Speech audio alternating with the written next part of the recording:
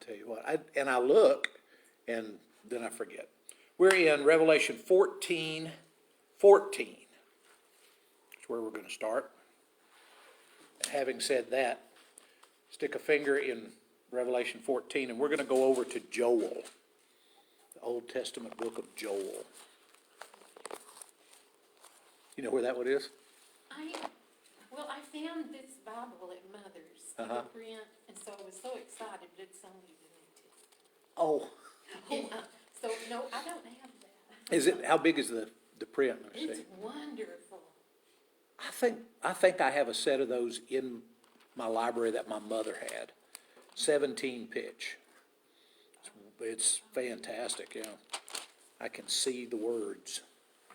But like you say, if they put the whole Bible in that big, Yeah. you'd need a wheelbarrow. All right, we're going to be in Joel 3, and we're going to start reading in 13.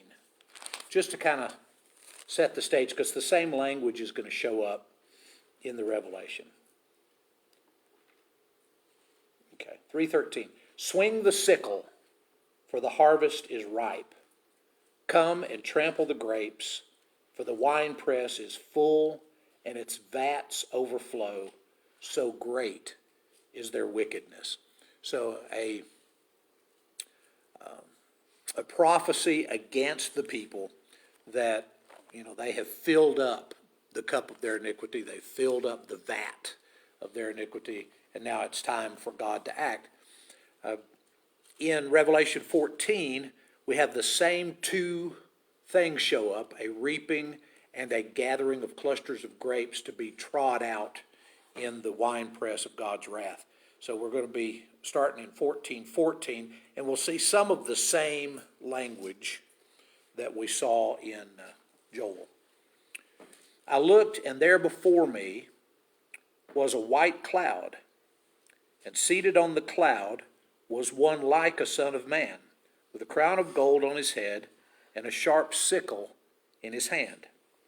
Then another angel came out of the temple and called in a loud voice to him who was sitting on the cloud, "Take your sickle and reap, because the time to reap has come, for the harvest of the earth is ripe." So he who was seated on the cloud swung his sickle over the earth, and the earth was harvested. Another angel came out of the temple in heaven, and he too had a sharp sickle. Still another angel, who had charge of the fire, came from the altar and called in a loud voice to him who had the sharp sickle, "Take your sharp sickle and gather the clusters of grapes from the earth's vine, because its grapes are ripe." The angel swung his sickle on the earth, gathered its grapes, and threw them into the great winepress of God's wrath.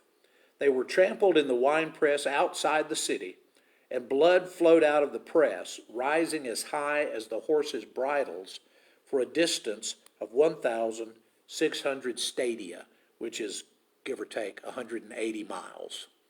Okay, so as deep as the horses' bridles, so maybe 5 foot deep for 180 miles. Obviously, we're not looking at a river of blood literally, but how much carnage is involved in a river of blood 180 miles long and 5 foot deep? So there's a lot of judgment being poured out here. And one of the things that's about to happen is we're getting ready to move from the lesser punishments to the greater punishments. You remember when we talked about the 1/3? When we were opening seals, everything was 1/3. When we get to chapter 16, we move into the bowls of wrath, and everything is poured out in full. So we've gotten past the partials, and we're getting into the full. But there's some problems, at least for me, in this section, and I want to bounce them off of you and discuss them. First of all, there's someone like a son of man seated on the cloud. Now, anytime I see the phrase son of man, my first impression must be Jesus. Right? Jesus referred to himself by that title a number of times in the Gospels. If you go all the way back to Daniel and Ezekiel both are referred to by angels as son of man, meaning you're a human being. So the difference between an angel who's I guess, a son of God, versus a human who is a son of man, is that recognition. An angel looks at you and he says, okay, that's a human, that's a son of man. So you've got kind of, I'm going to say 3 levels. You've got the general run-of-the-mill son of man. All of us are. We're children of humans. You've got guys like Ezekiel and Daniel who were prophetic and interacted with angels who were not sons of men. And so they were identified as sons of men, but they weren't just us. They were kind of elevated us because they were talking to angels, but still they're sons of human beings. And then you've got Jesus, who is the Son of Man, because he is Mary's child, which makes him son of a human, but he's also son of the Holy Spirit. So he's a completely different category. The problem that I have with this is not necessarily in the one that's sitting on the cloud, but what comes after. Let's just look at the designation of the one seated on the cloud. On the cloud was one like a son of man. I'm fine with this being Jesus so far. He has a crown of gold on his head and a sharp sickle in his hand. Okay, a crown of gold on his head, obviously, Jesus would. He has ruling authority. This is not a crown that's just any old crown. It's a victory crown, right? He has come through. He's been victorious. So he's got this victor's crown on his head. The problem comes in verse 15. Then another angel came out of the temple. And it follows right on the heels of describing this being who's on the cloud. So the first time I read it through, it sounded like we were saying that the Son of Man on the cloud was an angel. And now here's another angel. And if you go down the next little section, and then another angel comes out, and then another angel comes out. So that was my first problem. My second problem was that the angel that comes out following the introduction of the Son of Man on the cloud tells him what to do. Right? He says, it's time for you to reap. And he tells the Son of Man on the cloud to reap. And so the Son of Man reaches out and reaps with his sickle and brings in the harvest. So the first thing that gets harvested is the good stuff. There is a lot of, we'll say wheat. They didn't grow wheat over there at the time, but they harvested all of that grain that needed to be harvested. So, there's that another angel, which makes it sound like the Son of Man is an angel. And then the fact that an angel told him what to do and he did it. Those two things kind of bothered me. So I did some reading. And what I've come up with, and see if this helps you, or you may not have a problem with it at all. The fact that we've been seeing all kinds of angels already may be the indication of what's happening in 15, right? We have a break in the angels. We had 3 angels in a row, right? An angel flew through midair. He had the eternal gospel, and then a second angel followed and said, fallen, fallen is Babylon. A third angel followed and said, if anyone worships the beast in his image, etc., etc. So we had those 3 angels. Then all of a sudden we see one like a son of man sitting on a cloud with a crown. So there's a break in the angels, but then there's another angel. So another angel is probably referring back to these 3 angels we saw prior to the Son of Man showing up. Right? So you've got angel number 1, angel number 2, angel number 3, the Son of Man, and then what would be maybe angel number 4, 5, 6 in this scene. So it's not that that the Son of Man is identified as an angel, and then there's another angel. It's that the Son of Man is the Son of Man, and surrounding him are all of these different angels. So we have 3 angels, then the Son of Man shows up. Then another angel came out of the temple and called with a loud voice to the one who was sitting on a cloud, take your sickle and reap, because the time to reap has come, for the harvest of the earth is ripe. All right, where did he come from? He came out of the temple. What does that indicate to us? He's a direct messenger from God. Now, we might find it odd that God didn't just tell Jesus, it's time. Right? Jesus, the Son of Man, his Father just says, it's time. It might even be odd that it wasn't just known, right? Jesus, while he was on the planet, told his disciples, nobody knows the day or the hour. Right? So I don't know, only the Father knows. So, but at the time when it's finally we're ready to reap or to bring judgment of some kind, God could convey that to Christ without a word. I mean, they're that united. But he sends an angel to tell the one on the cloud, take your sickle and reap. The time to reap has come. The harvest of the earth is ripe. The harvest may be the good parts. And again, this could be talking about the grain, right? We're bringing in the good stuff. When you read the parable of the weeds, Jesus identifies himself, the Son of Man, goes out into the world and he plants good seed, the gospel. And that grows. But the evildoer, the Satan, goes in and plants evil in the world, and it grows up at the same time. And the servants say, do you want us to go pull the weeds? And the landowner says, no, because while you're pulling the weeds, you might also pull the wheat. So let them grow together until it's time. So here's a passage that says it's time. Right? So it's time to reap. So we reap the wheat, but then the next angel comes out and says it's also time to reap the bad stuff. Right? So grapes typically you would think of as good, and in their culture, grapes were a staple, right? You had to have grapes. Wine was on the table at every meal. But this angel comes up. He is in charge of the fire. This is the altar of incense. So he comes from the altar of incense where the prayers of the saints have been ascending. And he also says it's time to go and to reap. So the second angel with the sickle goes and reaps the earth's bad things. Right? So it's kind of interesting. You've got the Son of Man reaping the good things and an angel reaping the bad things. In most of the judgment passages where Jesus talks about judgment, he talks about, I will come with the angels, right, to bring judgment. So if we just kind of tie all that in, the passage makes sense in terms of a judgment wherein the Son of Man is active on behalf of the good things, and an angel is designated to bring in the bad things. And they're thrown into the winepress of God's wrath. So we're reaping the good grain and trampling out the vintage where the grapes of wrath are stored. Where did that phrase come from?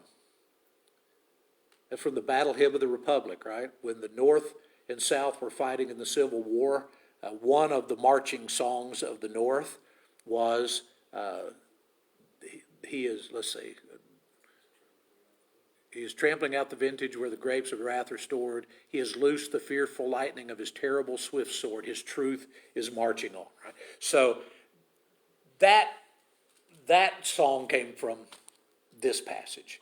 So there's a huge judgment going on. And again, we've been looking at, in 13 and 14, the difference between those who have the mark of the beast, the 666ers, and the 144,000 who are marked, and they're all 777s. So you have that designation. Then all of a sudden, it's no longer time to talk about it, it's time to reap it. And so Jesus reaches out, reaps the 777s, and the angel brings in the 666ers. So all of this kind of winds in upon itself. When we get into 15 and 16, then we get to the bowls of wrath where God's just pouring out judgment on those that are still on the planet. So this isn't final judgment. This isn't the end of all time.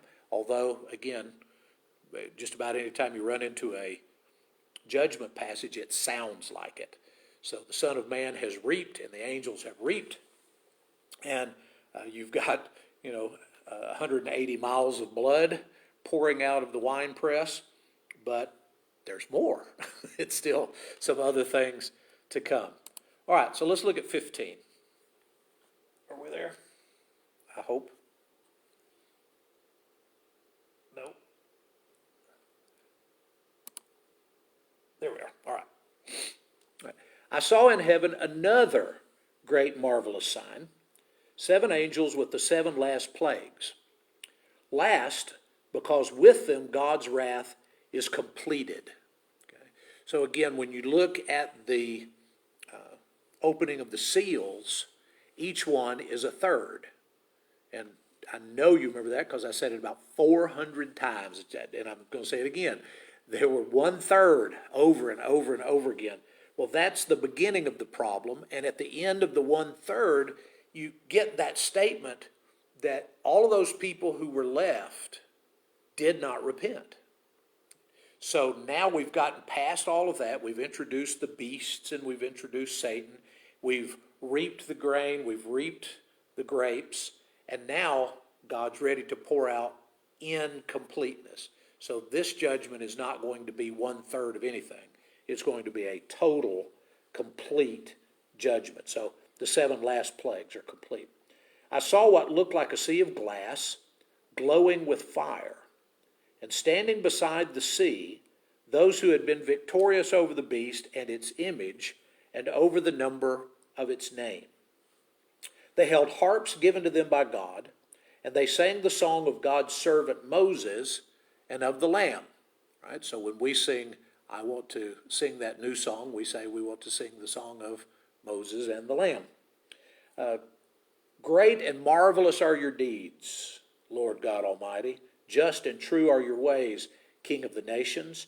Who will not fear you, Lord, and bring glory to your name? For you alone are holy. All the nations will come and worship before you, for your righteous acts have been revealed. So all of these angels who are ready to pour out the final judgment, the final wrath, they're all holding harps that have been given to them by God, and they're all singing.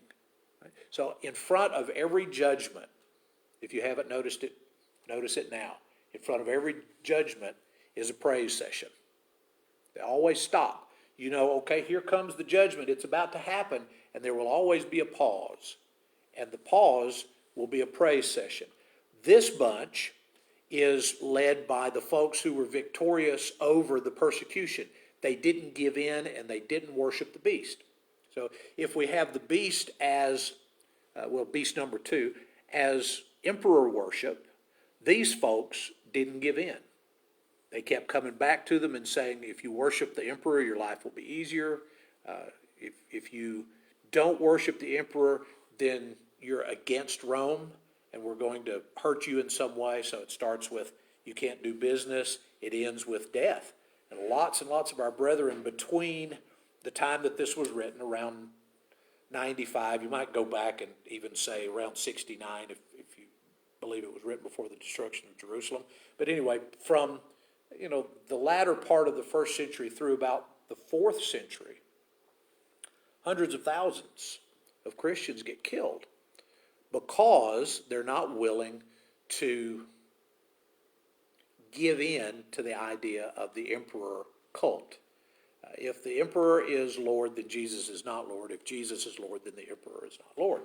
So you have to choose one, and when they choose, it brings a lot of grief to them and their families. So before we see God wreaking havoc on the people who tried to kill these folks, they get to sing. So they're given harps and they break out, and we have a musical interlude before we get down to the actual punishments of mankind. Look at verse 5.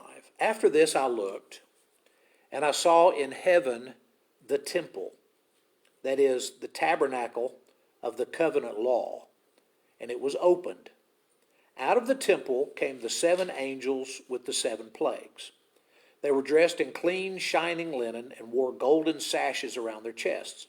Then one of the 4 living creatures gave to the 7 angels 7 golden bowls filled with the wrath of God, who lives forever and forever.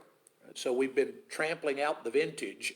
I don't know if the bowls were full of the bloody outcome of that vintage of the grapes, or if you could tell what they were in the bowl. They're all different judgments, and they all affect the world differently when they're poured out. But, I wonder what the bowls looked like, because he describes them as bowls that were full of the wrath of God. And just earlier he was talking about the wrath of God being, 180 miles of blood, 5 foot deep. The temple was filled with smoke from the glory of God and from his power, and no one could enter the temple until the 7 plagues of the 7 angels were completed. So we have another stop sign. You can come this far, but no farther. If God sent the angel out, right? The angel comes out and tells Jesus on the cloud, reap the good stuff. Jesus reaps the good stuff. Another angel comes from in front of the altar, which is inside the temple. And he comes out and he says, reap the bad stuff. So the other angel reaps the bad stuff. And then you have 7 angels who come out prepared to deliver the punishments that God is ready to dole out. And they're all holding these bowls full of the final wrath of God. There's a couple of interesting things about this. Number one, in the book of Hebrews, the writer tells us that the tabernacle on the earth was built to imitate the tabernacle in the heavenlies. So the idea is that at some place, somewhere in the heavenlies, there was a tabernacle like the one that they built in the desert. I don't know whether that's a literal thing, but God was very specific with Moses and with the craftsmen that built the thing, that they built it exactly the way he told them to build it. And so here, John looks and he sees a tabernacle, a temple in the heavenlies. I don't think we're looking at like Solomon's temple or Zerubbabel's temple or Herod's embellishment on the temple. I think we're looking at the original tabernacle that's in heaven. But these angels keep coming out of it and bringing messages out to those who are, I guess, in the courtyard of the thing, waiting to do what needs to be done on God's behalf. So that's the first thing. The other thing is that when you get to the end of Revelation, look at chapter 21.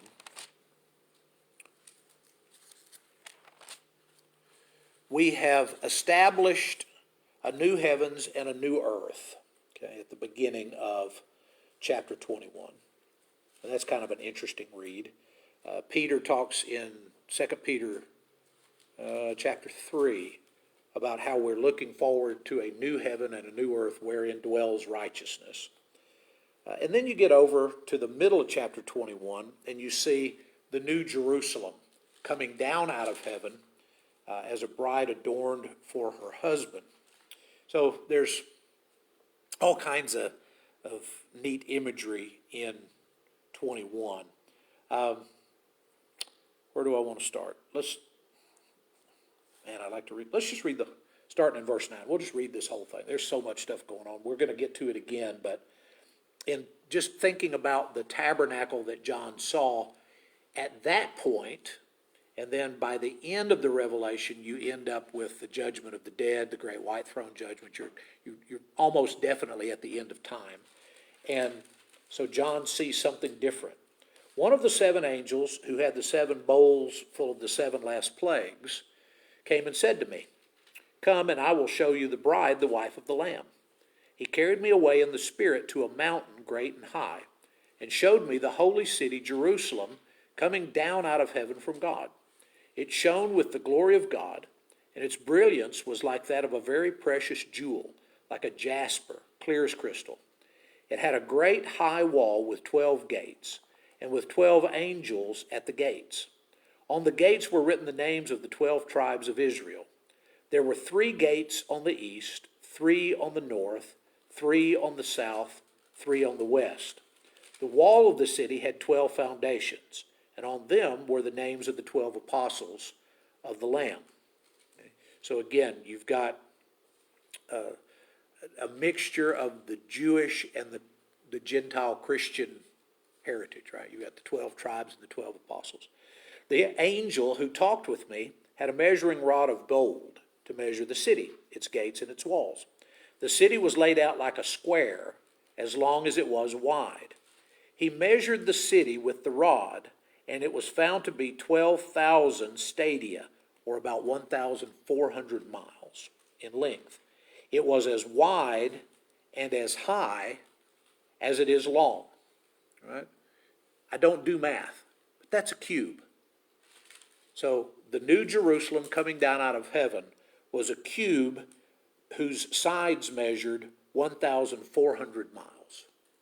So that's what John sees coming down, and the angel is measuring this out and giving John the statistics. The angel measured the wall using human measurements. It was 144 cubits thick. The wall was made of jasper, the city of pure gold, as pure as glass. The foundations of the city walls were decorated with every kind of precious stone. The first foundation was jasper, the second sapphire, the third agate, the fourth was emeralds, the fifth onyx, the sixth ruby, the seventh chrysolite, the eighth beryl, the ninth topaz, 10th was turquoise, the 11th was jacinth, and the 12th was amethyst.